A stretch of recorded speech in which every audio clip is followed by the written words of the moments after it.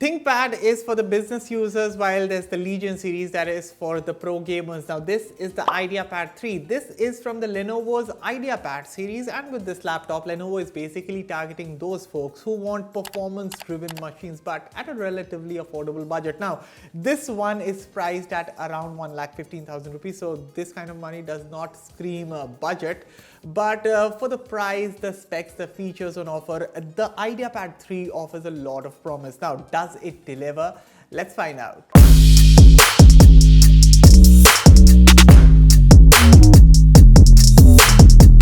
Hello everyone, Aman here for Fiiber, and this is my full review of the Lenovo IdeaPad 3 laptop. And before we get on with the rest of the video, consider hitting that red subscribe button for detailed tech videos, and also turn on the bell so that you don't miss any of our latest updates. With that said, let's get started. The Lenovo IdeaPad 3 comes in a polycarbonate construction, but nonetheless it features a sturdy build. Now given this is a gaming laptop, there's definitely heft to the machine. I mean, at about 2.3 kilograms, it is not the heaviest around, but it is definitely not the lightest. But carrying it around is not much of a problem though. So of course, in terms of looks, it scores full marks. I mean, just look at the blue exhaust vents at the rear and around the sides. Pretty cool, right? Now Lenovo has done a few things right in terms of design and function, but this laptop also misses out on a few bits. For instance, you are getting a backlit RGB keyboard here, but there's no fingerprint reader. In fact, there's a 720p webcam with a physical shutter for privacy, but there's no Windows Hello. Basically, with this machine, you'll be stuck with typing keyboard since there is no fingerprint reader or Windows Hello. But yeah, on a side note, this is what the quality, the video quality from the webcam looks like. 720p webcam. This is the kind of quality you can expect. Very average. How does my audio sound? Let me know that also in the comments. And yeah, let me know about everything. What do you feel about this overall quality of the webcam in the comments? Additionally, there's no SD card slot on this machine, and I think this is something that should have made the cut. I mean, if you're someone who will get this machine for video editing, then you would understand where I'm coming from. And this reminds me of the ports, which if you see at the rear, there's a charging port, there's a Thunderbolt 4, a Type-C port, an Ethernet port, and an HDMI port. Each side has a Type-C A port, and there's also an audio socket.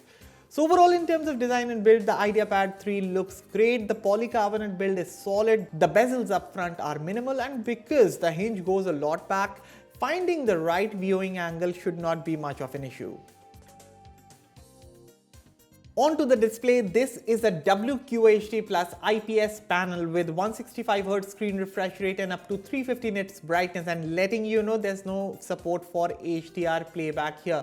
With that said, I think this is an okay-ish display. I mean, in terms of clarity and crispness, it is right up there. Even in terms of smoothness, the 165Hz is more than anything that you would need for a jitter-free motion experience while gaming or video editing. In my opinion, I think the display brightness and the color reproduction itself could have been better. I mean, upfront when you look at things, they look fine. Even the viewing angles are good, but for the cost of the laptop, I think Lenovo had to sacrifice here a bit. So while the Lenovo IdeaPad 3 delivers through and through in terms of the refresh rate or the screen resolution, but the colors or the contrast or things like that, those could have been better. Again, I'm not saying this is a bad display. I would say that this is a good B+ display.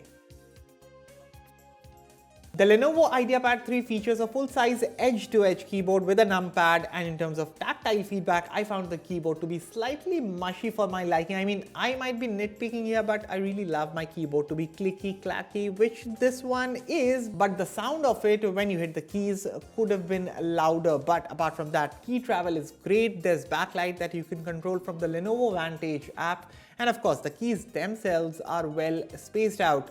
As for the trackpad, it is a decent sized one that you get here. It supports all the Windows 11 gestures. There's your usual left and right click, and overall the trackpad works fine and was responsive during my testing period.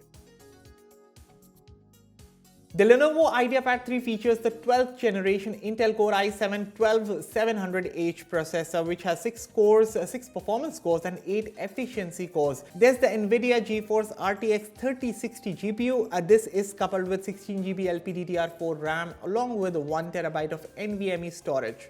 So in terms of pure performance, this one will keep you pretty sorted. So of course, general laptop tasks such as browsing on Chrome with multiple tabs open, doing video calls, creating documents and stuff like that are handled with ease. I mean, this is plain Jane stuff for this machine, and it is barely touching the tip of the iceberg for the IdeaPad 3 when it comes to raw power. However, when it comes to gaming on this laptop, this is where the IdeaPad 3 starts flexing. I mean, I had the chance to play a few games on this machine, and let me talk to you about my experience of playing these games. Let's start with Control. Now, Control is one game that lets you enable ray tracing while gaming, and it is also a game that even the hardcore gaming laptops out there struggle to run. So in terms of performance, with ultra graphics and ray tracing turned on and set to high, I was generally hitting about 45 FPS. However, if the frame rate is something that matters to you most, well, I even tried my hands at medium graphics with the ray tracing also set to medium, and that is when I was able to hit around the realm of 60 FPS. Although I also tried ultra graphics and ray tracing turned off, and that way I was able to hit in the realm of 70 FPS. So bottom line is the Lenovo IdeaPad 3 was able to handle Control, so that is good news. I also tried my hands on the Forza Horizon 5, and guys, I have to tell you, this is the best looking Forza game ever. As of right now, this is my current favorite, my current go-to game for killing time and just having a good time. I mean, pristine graphics and superb gameplay, and I'm glad the IdeaPad 3 was able to do justice to this title. So with ultra graphics and ray tracing turned on, the game was playable with the system hitting around 45 FPS performance. So, but of course, with the ray tracing off, I was hitting around 70 to 80 FPS easily. Again, I faced no major issues with running Forza Horizon 5 on this machine overall. Finally, the machine also performed like a champ with the GTA 5, which is one of my favorite titles of all time. I mean, I played the game at the highest available settings, and it was pure joy running GTA 5 at around 100 FPS, 110 FPS, and sometimes even hitting 120 FPS. So even this game fared pretty well.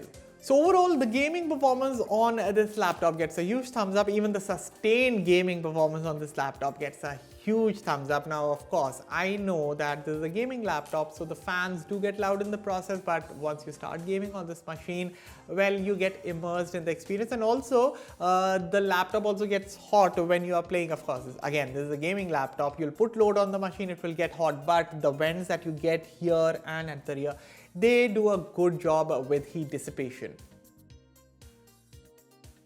Finally, there's a 71 watt-hour battery inside the Lenovo IdeaPad 3, and you get a massive 230 watt charger bundled in the box. And in terms of charging speeds, well, the laptop is able to hit 80% charge in about an hour, so charging times are relatively fast.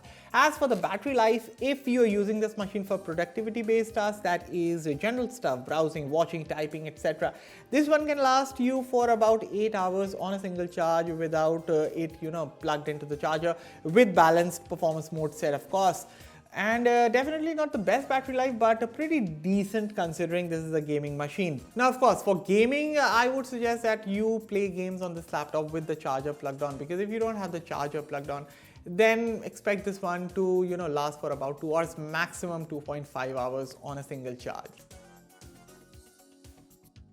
At a price of around 1,15,000 rupees, the Lenovo IdeaPad 3 won't be called a budget gaming machine for the Indian market, but it definitely offers a solid price to performance ratio, making it an ideal purchase for this kind of money. Of course, I do feel that the inclusion of a fingerprint reader or an SD card slot would have made more sense. Then the 720p webcam is also average, and while the display is not bad in terms of quality, I think brightness and HDR playback would have improved the overall experience.